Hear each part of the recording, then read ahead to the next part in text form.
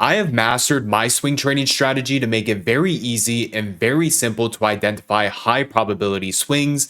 And if you don't believe me, the last 3 swing trades that I took, the first one being XLU, which went 150%, the second one being GLD, which went 325%, and then the third one on AMPX, which went 300%. So in today's video, I'm going to break down exactly what my swing trading strategy is, the indicators I use, and what a high probability swing trade looks like to me. So if you guys do find value in today's video, make sure to smash that like button, as well as clicking that subscribe and that bell icon. It would mean the absolute world to me. But let's go ahead and let's hop into it. All right, now I also do want to say before I start showing you guys the technicals, I am running a completely free webinar on swing trading in 2 weeks. So if you guys want to sign up for that, I will be leaving that link down in the description. Again, it is completely free to join. So make sure you guys sign up.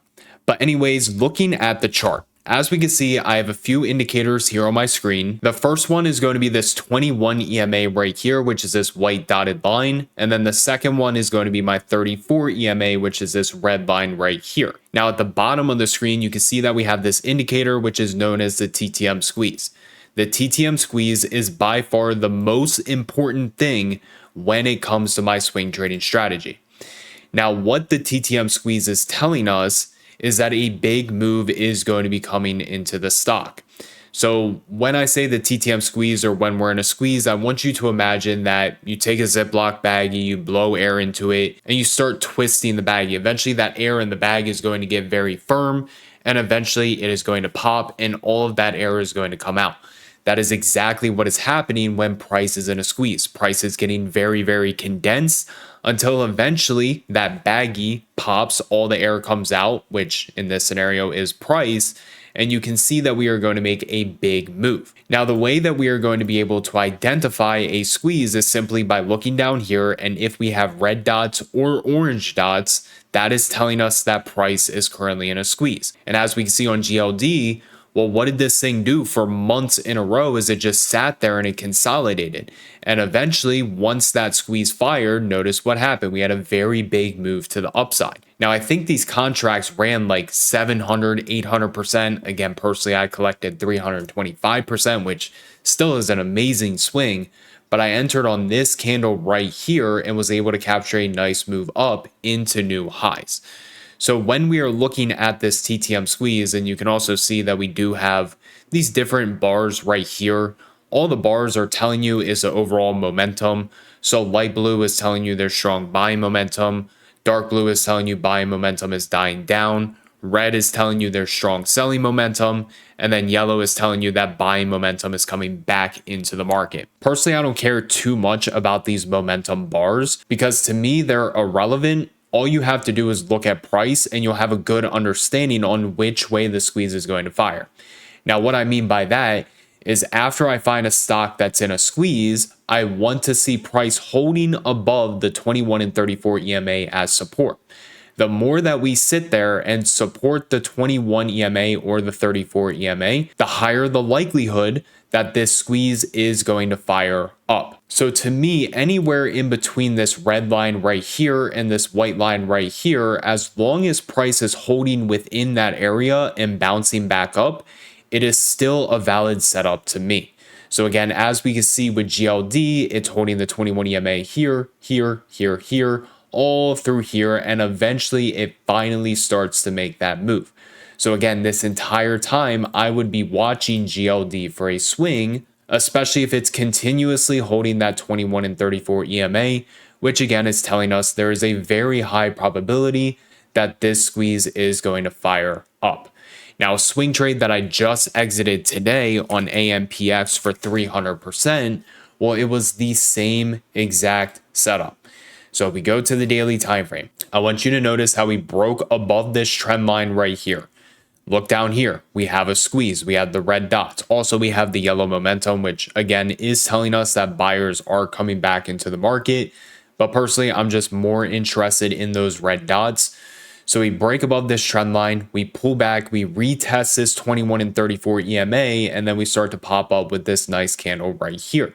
So at the close of this daily candle right here, I bought the $8 calls, and as you can see, it is now trading at 11.54, which again was a 300% return on these contracts. Going on over to XLU, this one being on the 3-day time frame. For this position, I entered somewhere around here. I want to say on this candle right here, but again, it was the same exact setup. Notice how we were continuously holding above this 21 and 34 EMA. We're in this squeeze. So again, because we continue to hold above the 21 and 34 EMA while price is in a squeeze, it significantly increases the probability that this squeeze is going to fire up. And again, I was able to capture 150%. Going to Tesla on the quarterly time frame. I've been calling for Tesla to go back to all-time highs for a few months now. Now, the reason being, first off, if the squeeze were to show it over here, I can guarantee you that it would be showing Tesla was in a quarterly squeeze. But if we are looking at more recent price action, what do we notice? Price is constantly holding at this 21 and 34 EMA. It's been consolidating for 3, almost 4 years now in this range. It's holding that 21 and 34, especially the 21 for the last 9 months. And again, we are in a squeeze. So there's a very high probability that quarterly squeeze is going to fire up and we are going to travel into new all-time highs. So I've been adding a lot of Tesla equity, especially when we were down towards these levels right here. And I am personally looking for more all-time highs. Another trade that I've been adding a lot of equity to is Qualcomm based off the quarterly time frame. We have a quarterly cup and handle. We go into the squeeze. We come down into the 21 and 34 EMA. We bounce back up with a very bullish candle, and then we start to break above this quarterly cup and handle as well. So again, because of that, I've been adding more to my position because of this quarterly squeeze as well, and I believe that this is going to take us into new all-time highs. So if you learn how to read just basic price action, if price is constantly holding that 21 and 34 EMA with a squeeze, there's a very high probability that the squeeze will fire up. Now, the higher the time frame, the bigger the move is going to be. So if we go on over to, I want to say, I think it was on the S&P futures, and we go to the monthly time frame. Well, the last monthly squeeze we had was right here. So as we can see, we go into this monthly squeeze, pulls back into the 21 and 34 EMA, monthly squeeze fires up. What do we notice? Very big move to the upside. Same thing over here. Monthly squeeze fired up, took us into new all-time highs. Obviously, we had COVID. Price reclaimed the 21 and 34, went back into a squeeze, and what do we see? Monthly squeeze fired up. Over here in 2016, constantly holding the 21 and 34 EMA as support while price is in a monthly squeeze. What happens? That monthly squeeze fires up.